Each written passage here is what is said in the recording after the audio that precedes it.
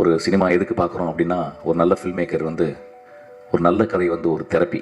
கதைகள் எதுக்காக சொல்லப்படுது அப்படின்னா, ஒரு சமூகத்திற்கு தெரப்பி.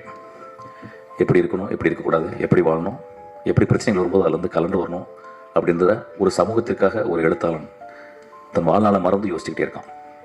நிறைய பேர் சில காரணங்களில் குடிக்குள்ளே போய் ஒளிஞ்சிருவாங்க. அதுக்கு கூட அதுதான். ஏன்னா அந்த கவனம் அதுக்குள்ளேயே இருக்கணும் அப்படின்ற மாதிரி கூட சில டைம் தன்னை மாய்ச்சிக்கிட்டு சமூகத்திற்காக ஒரு தெரப்பிஸ்ட் வாழ்க்கை என்றைக்குமே சந்தோஷமாக இருந்ததே கிடையாது.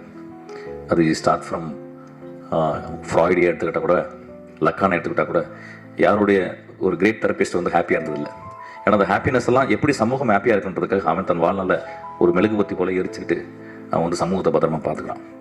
ஸோ நீங்கள் இந்த படத்துக்கு ப்ரொடியூசராக வந்தது, it is not an irony sir, it is a very beautiful circumstances. இது வந்து ஒரு எக்ஸ்ட்ராடனரி ஒரு ஈவெண்ட்டு.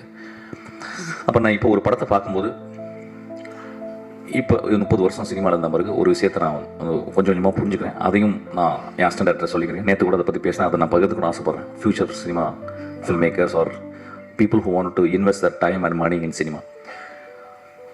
ட்ரையாங்கிள் தெரியும் எல்லோரும், முக்கோணம். அந்த முக்கோணத்தில் 5 வகையான முக்கோணங்கள் இருக்குது. ஐசாஸ்லஸ் ட்ரையாங்கிள் அப்படி இப்படி நிறையா இருக்குது. அதில் ஈக்குவலேட்டரல் ட்ரையாங்கிள் ஒன்று இருக்குது. அதாவது 3 பக்கமும் ஒரே அளவு உள்ள ட்ரையாங்கிள். 3 பக்கமும் ஒரு சினிமான்றது ஒரு ஈக்குவலேட்டரல் ட்ரையாங்கிள் நான் நினைக்கிறேன். ஒரு சினிமா விஷன்லேருந்து ஆரம்பிக்குது.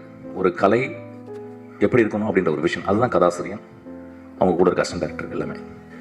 அதுக்கப்புறம் அந்த சினிமா, அது ஆர்ட்டு. அதுக்கப்புறம் சினிமா ரைட் டெக்னீஷியன்ஸ்கிட்ட சூஸ் பண்ணுறோம்.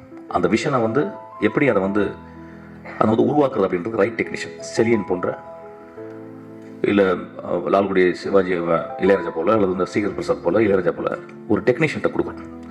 அந்த செகண்ட் அந்த ட்ரையாங்கிளுடைய பக்கம் வந்து கிராஃப்ட். அந்த 3வது பக்கம் இந்த 2ஐயும் பாசிபிள் ஆக்குற ப்ரொடியூசர்ஸ். அதாவது நான் கஷ்டப்பட்டு சம்பாதிச்ச பணம். ஒரு சினிமா அந்த 3 பக்கமும் சரியான முறையில் இருக்கணும். கலைப்படைப்பு மட்டுமே முதன்மையாக இருந்து அது போனால் அது ஒரு ஆர்ட் சினிமா ஆகிடும். அது பாராட்டப்படும். ஆனால் வந்து அது அந்த தேவையை வந்து அது வந்து அந்த 2 பக்கம் இருக்க தேவையை அது பூர்த்தி செய்யல. கிராஃப்ட் மட்டுமே இருக்கும் பட்சத்தில் அது வந்து அடுத்த 2 பக்கங்களும் தேவையில்லாமல் போயிருது. வெறும் வணிகம் மட்டுமே இருக்கும் பட்சத்தில் அது ஒரு நாளாந்திர படைப்பாக மாறுகிறது. இந்த 3 பக்கங்களும் அது சரியாக இருக்கும்போது அது ஒரு எக்ஸ்ட்ரானரி படமாக அது மாறுது. அது ஃபியூச்சர் ஜெனரேஷன்ஸ் வந்து அது ரொம்ப ரொம்ப இம்பார்ட்டண்டாக இருக்கணும்னு நான் நினைக்கிறேன். அது இதை வந்து